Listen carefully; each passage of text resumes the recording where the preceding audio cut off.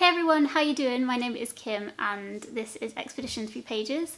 Today I thought that I would do a September wrap up because I took part in, or attempted to take part in 2 readathons, and I also played TBR Trail for the month of September. So I feel like there's lots to talk about, just I wanted to wrap it up and let you guys know how I did for those. If you're new to my channel, TBR Trail is my TBR game that I play every single month, and I will link the playlist to it down in the description if you wanted to go and check it out and see how it works and everything like that. It's super fun, I really enjoy it, and for the month of September I actually did some extra rolls for Mo from Paperback Mo.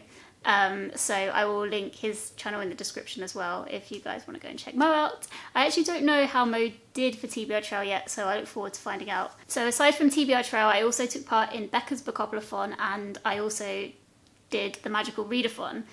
But the Magical Readathon, I only did 2 of the prompts that were absolutely mandatory for the month of September, and everything else I'm doing on the lead up until the next Magical Readathon. So I'm going to cover TBR Trail first, then Becca's Bookoplathon, then Magical Readathon. So I'll timestamp them down in the description so people can easily skip to whatever bits they're interested in the most. So yeah, TBR Trail, let's start with TBR Trail. Now TBR Trail, my first prompt for that, I got read a 5-star prediction, and it had to be based in the STEM category, which I allow myself to read science fiction for that because that's science, technology, engineering and mathematics. And yeah, like I say, I usually let myself stretch it to science fiction. And so a 5-star prediction for that for me is The 5th Season by N.K. Jemisin. I was going to say was, but it still is because I didn't read it yet. So straight off the bat, I failed TBR Trail. And that means that I am on a book buying ban still for the month of October, which is really frustrating because I have books that I want to buy now. A lot of the time I don't, and even on my book buying ban I still allow myself to buy book club books because I feel like those are kind of necessary, right? But yeah, usually I just don't have a list in my head that I definitely want to buy right now, but I actually do at the moment, so it's pretty painful being on a book buying ban. Anyway, it's good for my wallet.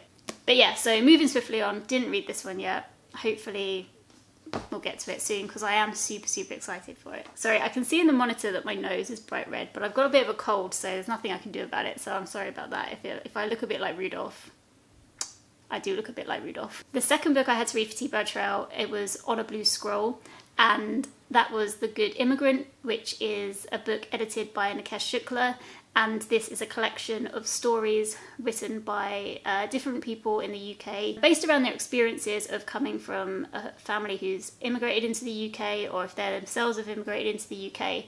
And yeah, it just talks about their experiences of living in Britain. I really enjoyed this read. I ended up giving it 5 stars. I felt like it was very interesting to hear about other people's points of view and how they were treated growing up, how things were differed to my growing up in Britain, and just about kind of making me aware of how things are for other people, basically. I thought it was a good collection of like people because they all came from different kind of walks of life and they grew up at different times. I think there was quite an age range between them. Maybe not a huge age range between them, but you know, there was a bit, and so you got to see what it was like for people who've grown up in the 70s and the 90s, etc. And it's interesting for me personally because my dad was actually born in India, so I'm from an Anglo-Indian family. So that side of my family all immigrated over to the UK in the 60s. And yeah, so I guess I grew up with 2 cultures. I grew up with my mum's side of the family, who's very London, and then I grew up with my dad's side of the family, who's very Anglo-Indian. And it was just a really interesting experience, like personally for me reading the book, because it just made me realise like and acknowledge how lucky really or privileged I was to grow up in a situation where I could enjoy both different cultures and not have to reap any of the negativity that comes with that, if you know what I mean, because I'm white. When I listened to the stories from the collection of essays, I had never really thought about the fact that I was from an immigrant family, but I didn't have to deal with any negativity from people in Britain because of that. And it was just something interesting for myself to think about. I'm really glad that I picked the book up, and I do definitely want to pick up the one from America. There's another collection of essays written by Americans edited by Nikesh Shukla as well, and I really do want to get to that one too. So yeah, completed that book. I think it might have been the first book I read in September as well. I actually listened to it, and all of the authors narrated their own section, which was really cool as well. So yeah, I do recommend the audiobook if you like audiobooks. Third prompt for TBR Trail was read a book that starts with a vowel. Veil? No. Starts with a vowel. And that was free choice, so I could pick anything for that. So what I went with was Every Light in the House Burning by Andrea Levy. And this one I didn't read. I didn't read it. I did actually read another book by Andrea Levy that I will talk about in a bit. I read that with my friends and family book club. And actually, the reason that I didn't push to try and get to this one is because I think we've decided that we want to read all of her works together, because we've read 2 so far. We've read Small Island, and we've read the one I'm going to talk about in a bit, and we enjoyed both of them. So I think we want to try and get to these together. Okay, fourth prompt was read a book by one of your favourite authors, and this had to be fiction stroke free choice, and so that was basically fiction. And so for that, I ended up choosing The Night Circus by Erin Morgenstern. So I had actually only read The Starless Sea by Erin Morgenstern. I think she's only got 2 books, if I'm right. It was a bit of a stretch to say she was one of my favourite authors, but The Starless Sea was my favourite book of last year. And I was so excited to pick this up. And I did like it, but I didn't like it as much as The Starless Sea. And I'm really interested to know if there's anyone else out there who has read The Starless Sea before they've read The Night Circus, how they felt about it, because I don't know if you prefer the book you read first. So if you don't know about The Night Circus, this book is about a circus. Obviously, I'm an idiot. Actually, what does it say on the back? I don't want to give stuff away. Yeah, it just says the circus arrives without warning. No announcements precede it. It's simply there when yesterday it was not. So sounds mystical and magical. If you haven't read Erin Morgenstern before, her writing style is very, very descriptive. It's very kind of soothing and kind of whisks you along.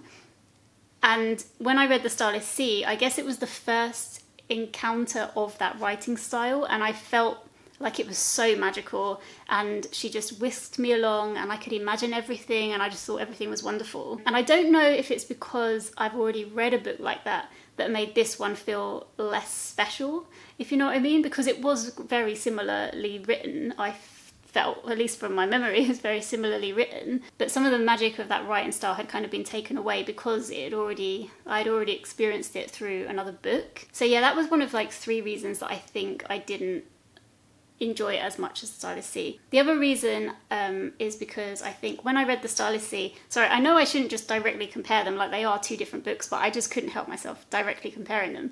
But when I read The Starless Sea, I really felt like I could picture everything, and I think that's one of the reasons why I absolutely loved it, because I really struggle to picture things in my mind. If there's too much description in the book, I kind of get a bit lost, and I just can't visualize anything.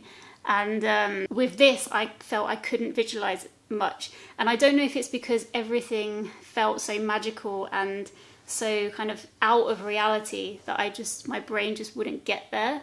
And because everything was quite intricately described and I couldn't picture it, I don't know if that kind of hampered my enjoyment as well, because I was really, really trying to imagine the places that she was describing, and they sounded like they would be amazing, but I just couldn't picture it, and it kind of made me struggle a little bit with imagining what was going on. The third reason I think I didn't enjoy it as much is because of a completely personal reason, so feel free to just disregard this as a reason, but I just wanted to mention it because I think it did quite affect how I was reading the book. And that is basically, before the pandemic, I've worked on and off for years and years in the theatre, backstage, not on stage. And when you work in an industry for a long time and you become a bit jaded of that industry.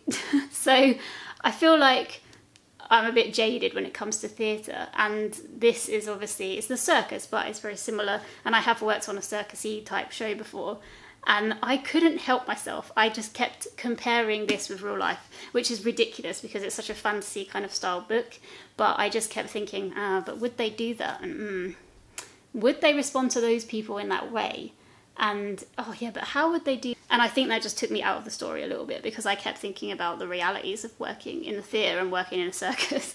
And don't get me wrong, I do enjoy the theatre and I do enjoy like the circus and stuff, I do. But it's just, you know, I do have those little elements where, you know, theatre isn't magical to me anymore because I've worked in it for so long. And so that just translated to this book. Blah, blah, blah, blah, blah. Not interesting for anybody else, but I just wanted to mention it. Okay, so those are the 3 reasons which I think are a fault of my own in some way, that I didn't enjoy the book, which other people might not care about. I mean, so many people love this book. So those were like my 3 personal reasons. And then one reason that I think maybe comes from the actual book itself was that I just felt like really disconnected from the characters. And I felt like I didn't care about especially the main 2 characters. I had no connection to them. I didn't really care about what happened to them. If you've read the book, the only person that I cared about by the end of the story was Bailey. That's the only person I had any kind of interest in. And I feel like I preferred the side characters to the main 2 characters.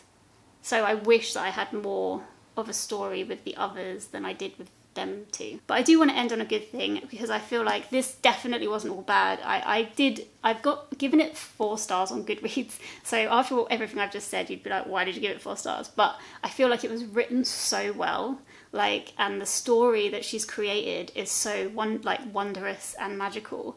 And I think that works really well, and she just does such an excellent job of that.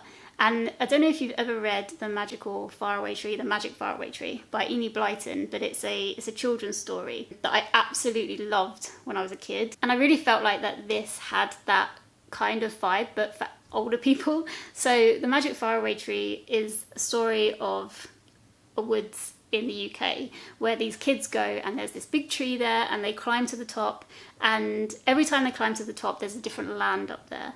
And one day it could be made of sweets, the next day it could be slightly darker, the next day it could be this, it could be that. And it's like, as a kid's story, I absolutely loved it. I actually reread it for Believathon, I think, when I first started my channel. That was the first video that I ever recorded, I think, was Believathon. This has the same kind of vibe, like talking about all the different rooms in the circus, what you can do in the circus, and it has that same kind of wondrous feeling to it and the same kind of creativity to it, and I really, really liked that.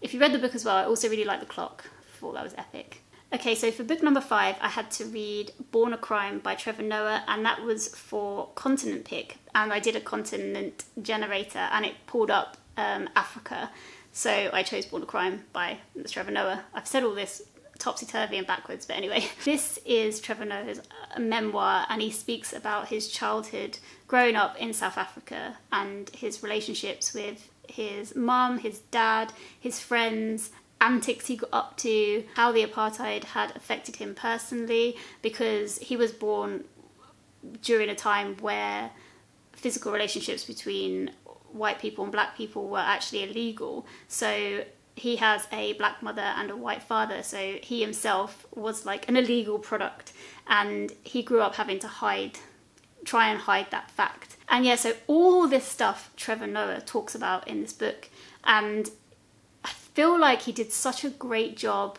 of describing the political background of South Africa, describing the places in South Africa, the kind of experiences he had, just everything all kind of came together. Like, I feel like structurally the book was very sound.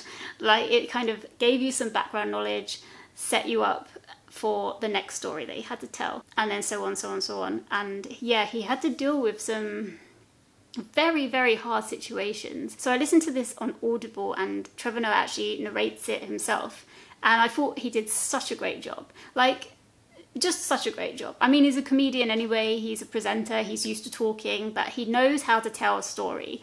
And I felt like so endeared by him and just was so attentive to what he was saying. I felt like he was interesting. He told you relevant things to what he was actually talking about. You just kind of became really emotionally attached to his situation and to some of his family members and stuff. And yeah, it was really sad in parts, but then it was also really funny in parts. I was listening to it washing up, and I actually like burst out laughing like I was at a comedy gig at one point, which was just, you know, very rarely happens. Like, usually you're like laughing to a book, but I just like burst out laughing. And yeah, I just thought it was such a good book. I just can't speak any highly of it. And if you want to listen to it, I really do recommend the audiobook if you can get your hands on it, because again, just such a great job. And if he wrote that book himself, like structurally and everything, I'm really impressed, because I thought it was just really well done. It's going to be one of those books that I'm going to try and push on people. You've got to read this book. Read the book. It's very, very good. Anyway, that was TBR Trail books, and so I ended up reading 3 out of 5, which isn't bad, but it's still a failure. So never mind. Okay, so on to Bookoplathon. So for Bookoplathon, I actually rolled kind of throughout the month. So if you're interested in seeing how that went, I will link my videos down in the description. But I'm just going to whiz through these because I did spend a bit of time talking about some of the books already in this video and some of them in those videos. So I'm just going to briefly kind of whisk over them. So for roll number 1, I got read a book by an author beginning with the letter O. And so for that, one of the authors of The Good Immigrant, their surname began with O, so I counted that book for that one. Roll number 2, I got Gods, and for that I ended up reading Fool's Fate by Robin Hobb, which is the 3rd book in the Tawny Man trilogy. I gave this 5 stars. Even though the first half was really slow, I still really loved the ending. So yeah, it still got 5 stars from me. Roll number 3, part of the prompt was fairy tale. I can't remember the rest of the prompt now. But for the fairy tale part, I ended up reading Scarlet by Marissa Meyer, which is the 2nd book in the Lunar Chronicles series. And I really enjoyed this. It was very fast paced and I had loads of fun with it. Then for roll number 4, I got Feed Scroll, but I had to do 2 because the previous roll I rolled for a spooky book and I didn't want to read a spooky book. So I had to roll again and then pick 2 books. So the first book I read for that was a sonnet by William Shakespeare, his first sonnet, which isn't a book, but that was how I did it. I scrolled through Instagram and that was an option that I could do, so that's what I did. And then after that I scrolled through Twitter and I ended up seeing The Night Circus on a post, which I was really, really excited about. So I read that and I've already spoken about this one. Then for roll number 5, I got Most Recent Purchase, and that was actually Born a Crime because I bought that for my TBR game. So I counted that for that one, which I really loved. Oh, I just realised I actually technically finished Born a Crime in October, but I'm going to count it here anyway. Moving swiftly on, roll number 6 was my final roll, and I got Buzzword, and that was like read a book with a name in the title of some kind, or a title, or like girl, boy, daughter, blah blah blah. And I ended up, well, I didn't actually read this one, so I failed at the last hurdle with Bookoplathon, and I was going to pick up Why We Love Pirates, The Hunt for Captain Kidd, and How We Changed Piracy Forever, but I didn't get to this one in the end, so I will be reading it in October instead. So I am still going to read it, but yeah, just late and not for the pie. So technically I didn't finish 2 books for Bookoplathon because I finished Born a Crime in October and I didn't get to the pirate book. So technically I failed Bookoplathon too. Not going too well, not going too well. So finally I also took part in the Magical Readathon, and like I said at the beginning, I only ended up completing the 2 prompts for that, which was on the map prompt. All of this stuff I'm going to link in the description, by the way, so Becca's Bookoplathon and G's Magical Readathon. But yeah, this one I really neglected because I thought, you know what, there's so many prompts on that map that I'm pretty sure I will be able to fit 2 books to those prompts absolutely fine. And then it got to like the day or 2 before the end of September and I hadn't finished The Night Circus yet, and I looked at the prompts and I was like, oh damn it, I'm not going to do this. So I really had to like pick up my reading of The Night Circus and just kind of get it done fairly fast. So that's what I did. So the first place I stopped was The Mist of Solitude, and the prompt for that was read a standalone. And so I ended up reading Never Far From Nowhere by Andrea Levy for that prompt, which is really good. But I'm going to talk about that in a second because I just want to quickly mention that I also had to stop at the Tower of Rumination, and the prompt for that was read a 5-star prediction, and so I read The Night Circus for that, which, as we know, did not make it to the 5 stars, but still a good book. Okay, so going back to Never Far From Nowhere by Andrea Levy, this book it was written in the 90s and it's set in the 70s, and it's about 2 sisters who are born to Jamaican parents who moved over from Jamaica to the UK. So the older sister is called Olive, and she has darker skin tone than Vivian, her younger sister. So Olive's 3 years older than Vivian. And this book flip-flops between the two perspectives. I really felt like this book reads as though you're kind of peeking into the diaries of both of the girls. So Vivian's chapters are definitely longer than Olive's chapters. So you get more of an insight into Vivian, I think. But also I think because of what's happening in the girls' lives, maybe that is reflective of what's going on as well. It really is about the experience of growing up in London in the 70s as two girls from a Jamaican family and how they get treated. And it's about the fact that because Vivian is able to disguise the fact that she is Jamaican, it's about how she feels pressured to do that by society and her classmates. So it begins at school and kind of works its way up to Vivian going to college. Olive is 3 years older, so she's in her kind of early 20s, I think, by the end of the book. It's based in the 70s and it was written in the 90s, so it really, really doesn't hold back on the racial slurs and the way people spoke about black people at the time, and not just black people, Asian people, everybody. And, you know, you really see that racism happening. So you see the pressure that Vivian is under when she's trying to fit in at school and be like other people and everything. And you also see Olive, who's older and doesn't want to do that. And it's about the tension between the two girls because of these kind of different perspectives that they're coming from. It's about family as well. It's about motherhood, and it's about being in relationships with people. It's about kind of everything. It's kind of everyday like life, really.